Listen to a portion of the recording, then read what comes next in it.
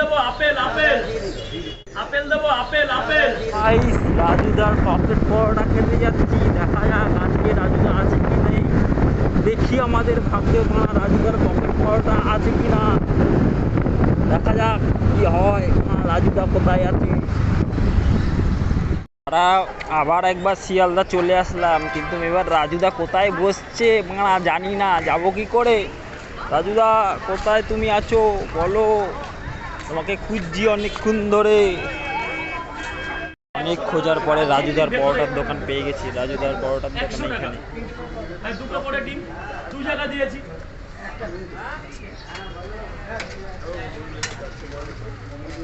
Apple দেবো apple apple 3 জায়গায় 6টা করে পরোটা 6টা করে 3 জায়গা।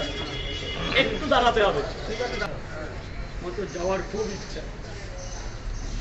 দোকানের পরোটাকে আমার সাথে বলতে পারেন যে ওটা কিন্তু সম্পূর্ণ আলাদা, তবু আপনাকে আমি অন ক্যামেরায় বলতে বললাম যেটা হবে সেটাই বলবেন। হ্যাঁ নিশ্চয়ই বন্ধ করে দেবো, কিন্তু অনেক দূর চলে যাবে। দাদা দাদা দাদা গেট 3 4 5 6 3 7 8 9 10